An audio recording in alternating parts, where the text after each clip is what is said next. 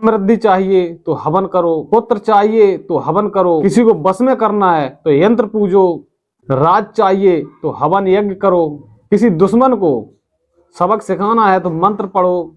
अगर हमारे काम मंत्र से हो रहे हैं, तंत्र से हो रहे हैं, पूजा पाठ से हो रहे हैं, तो हमें काम करने की क्या जरूरत है मेरे दोस्त।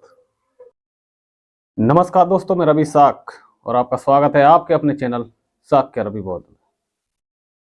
तो दोस्तों, अभी जो न्यूज़पेपर की कटिंग मेरे को मिली है उससे ये सिद्ध होता है कि लोगों को अपने आप पर भरोसा नहीं है,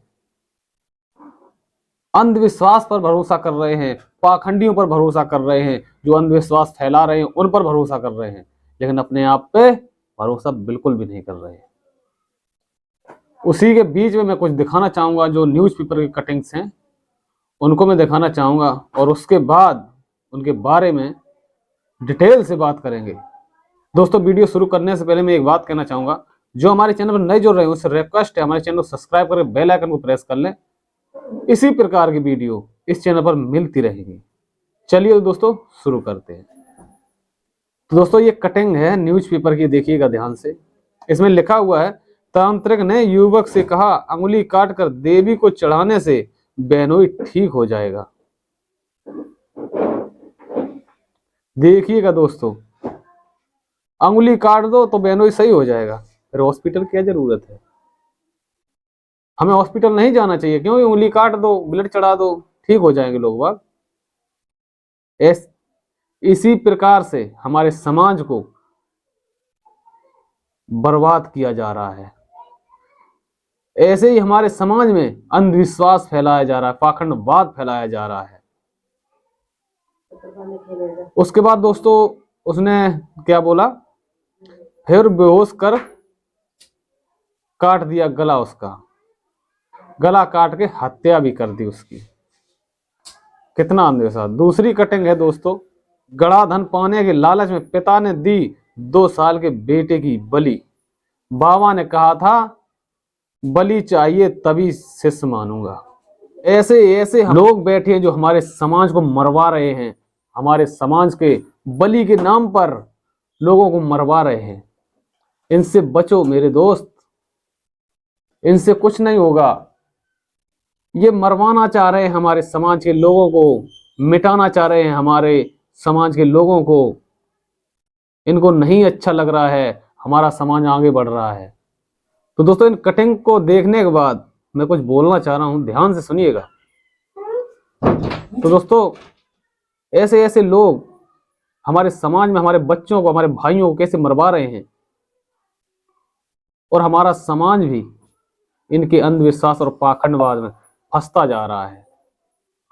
इनसे अगर बचना है तो इनसे लड़ना पड़ेगा, इनका सामना करना पड़ेगा।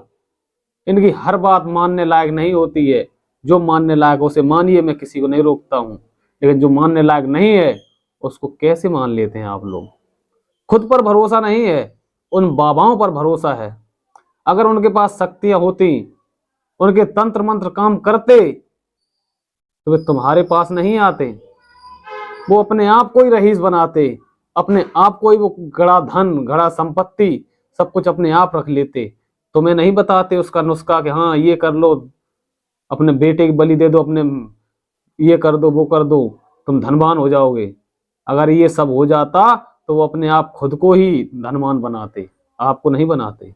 हमारे देश में प्राचीन काल से तंत्र मंत्र संत पर, इन चीजों पर लोग भरोसा करते रहते हैं, लेकिन खुद पर भरोसा बिल्कुल नहीं करते।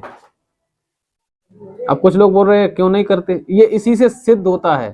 समृद्धि चाहिए तो हवन करो, पुत्र चाहिए तो हवन करो, किसी को बस में करना है तो यंत्र पूजो, राज चाहिए तो हवन यज्ञ करो, किसी दुश्मन को सबक सिखाना है तो मंत्र पढ़ो। अगर हमारे काम मंत्र से हो रहे हैं, तंत्र से हो रहे हैं, पूजा पाठ से हो रहे हैं, तो हमें काम करने की क्या जरूरत है मेरे दोस्त। हमें बस मंत्र याद कर लेने चाहिए, तंत्र याद कर लेने चाहिए और पूजा पाठ करनी चाहिए, जिससे हमारा भला हो जाएगा।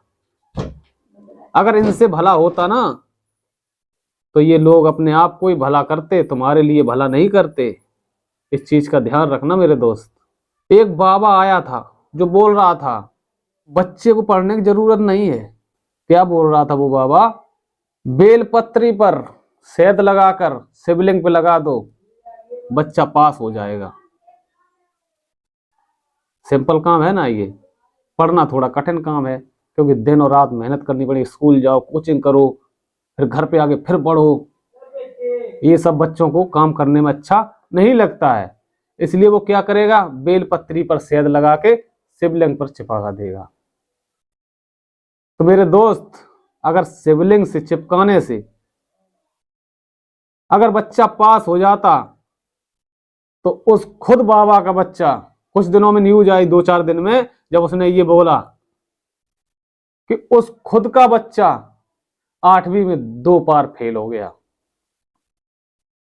तो इस चीज से दोस्तों ये साबित होता है कि अगर वो अपने खुद के बच्चे को पास नहीं कर पाया, तो तुम्हारे बच्चों के खाक पास कराएगा। एक बाबा और है प्रवचनकारी, जो प्रवचन देता है, युवा है, नौटंकीबाज है, वो सबकी पोल खोलता है, सबका भविष्य बताता है। लेकिन मेरे दोस्त, उसने अपने भाई का ही भविष्य नहीं बता पाया कि उसका भाई दलित के यहां शादी में जाएगा और उस पर केस होगा। तुम्हारा भविष्य क्या खाक बताएगा?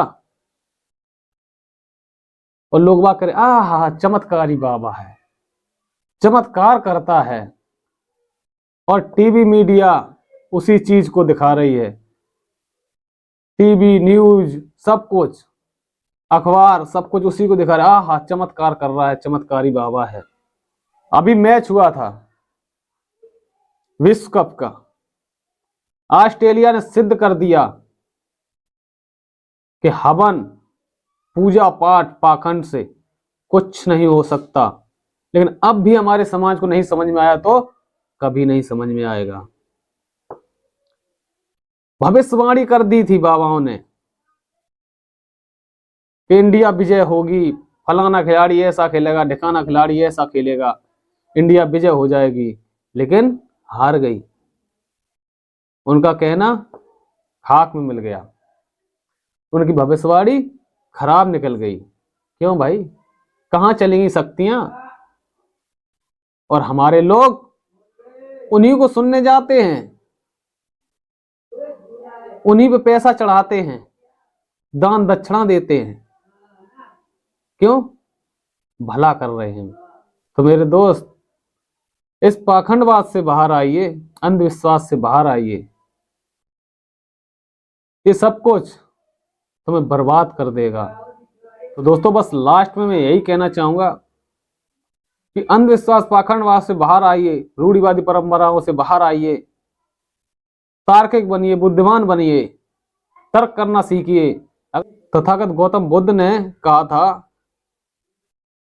कि अगर कोई व्यक्ति, कोई बड़ा व्यक्ति ये बोलता है तो उसको मत मानो। कोई ऊंचे मंच से बोलता है उसको मत मानो। कोई ऊंची गद्दी पर बैठकर बोलता है उसको भी मत मानो। बहुत सारे लोग बोल रहे हैं उसको भी मत मानो। जो तुम्हें सही लगता है उसको सही मानो। और उन्हीं के वंशज आज, उन्हीं की संतानें आज अंधविश्वास, पाखंडवाद में कैसे फंसी पड़ी है। तो दोस्तों, इस वीडियो में बस इतना ही। अगर वीडियो जरा सी भी अच्छी लगी हो तो अपने दोस्तों, फैमिली के साथ शेयर करें। चलिए दोस्तों, मिलते हैं अगली वीडियो में। तब तक के लिए नमो बुद्धाय, जय सम्राट अशोक, जय भीम, जय भारत।